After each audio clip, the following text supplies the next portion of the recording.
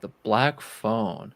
Now, I saw The Black Phone for the first time, I wanna say probably like 2 or 3 months ago, maybe even earlier than that, but I remember hearing a lot of people talking about it. A lot of people had a lot of great things to say about it. It was I wanna say it came out a few years ago, and it was just received extremely well. Kept hearing people talk about it, and I was like, "I should probably watch it at some point."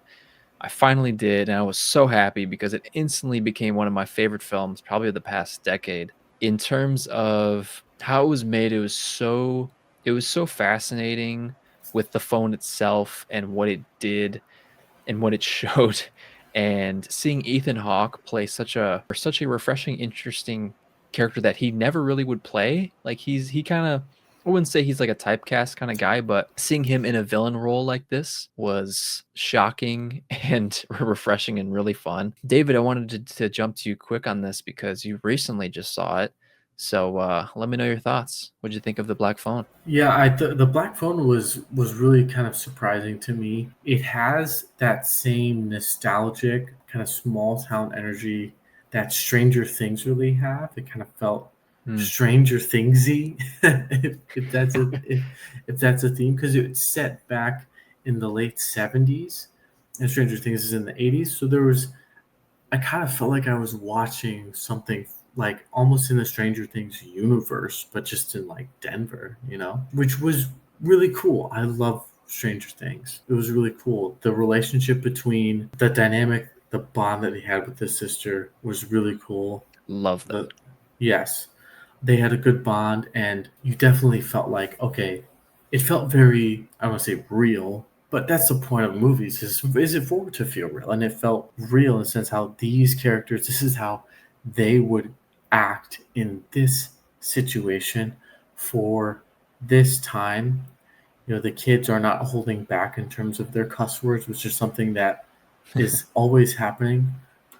So they respected it in that sense. They didn't shy away just because they were kids. The premise of having the phone. I love a horror movie without a billion jump scares because I don't do super well with jump scares. Yeah, there were some specific moments where whenever he'd talk on the phone and the camera would pan, and then all of a sudden something would pop up, but it didn't make a noise. Like that's the thing. Like if you can do subtle jump scares like that, just great use of horror and knowing the audience and how they would react.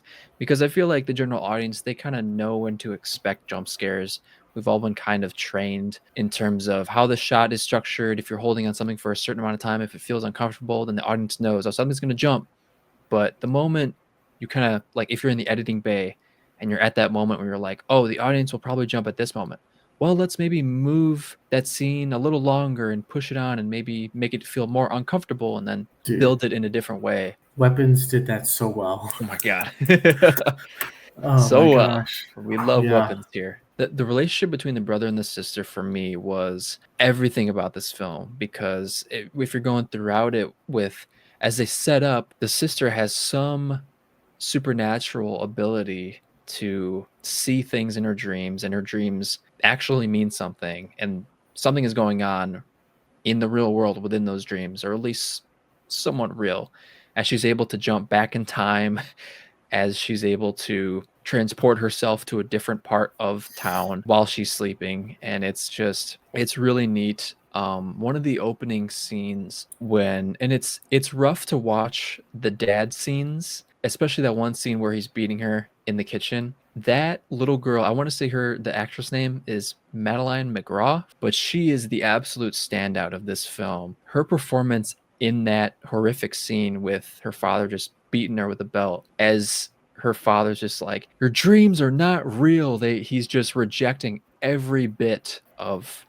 this being real with her dreams, and she's just delivering just as he's like, tell me they're not real, tell me your dreams are dreams, and she's like, my dreams are just dreams, and she just her face emotes so well. Like this little girl is acting her butt off and she's crushing it. And it's like you could also tell in that moment, like, yeah, she's petrified, but she's like angry.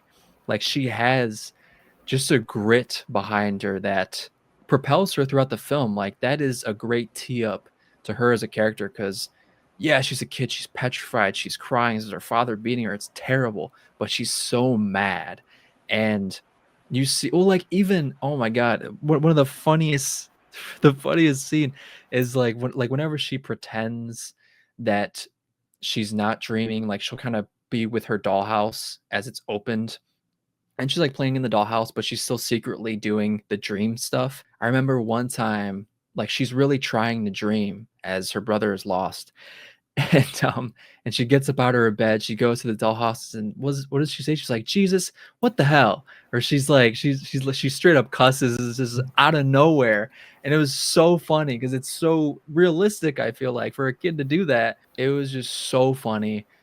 Again, just she was a standout for me. I think, the kid, Mason Thames, who plays our lead protagonist, he does such an excellent job. He's definitely on the rise right now. He just had 2 films this year so far with if we're speaking about adaptations earlier with anime, he was in the live action reimagining of How to Train Your Dragon, and he was fantastic. That was my first viewing of How to Train Your Dragon, and I Oh, loved it. was he Hiccup? He was Hiccup, yeah. Right?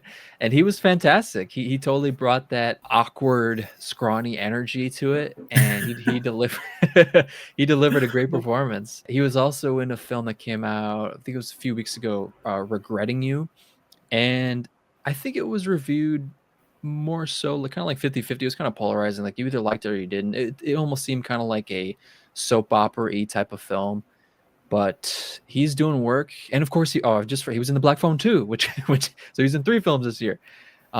Which we have not seen Black Phone 2 yet. Once it comes to VOD, I will definitely see it because I'm very excited to see, especially his sister, seeing how because I think she plays more of a protagonist role in this because they definitely go more into the supernatural with this second film. In terms of the first Black Phone, the way they use the supernatural within the phone and how they introduce that, like you're like, whoa, he's really talking to these dead kids and how they show that as well. Like they don't just show them, they just the way they introduced each kid was just really neat. The atmosphere of this film felt really realistic in a sense, even though it's within the supernatural. Overall, just a fantastic film. David, you got any final thoughts? I'm excited for Black Phone too. I wonder Yeah, what that's going to be about because it really feels like a closed loop after the first one. right. So I'm excited for it. Absolutely.